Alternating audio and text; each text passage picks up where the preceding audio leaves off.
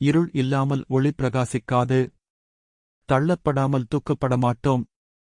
ஒளியின் தன்மையை உணர இருளின் சூழ்நிலை அவசியமாகிறது.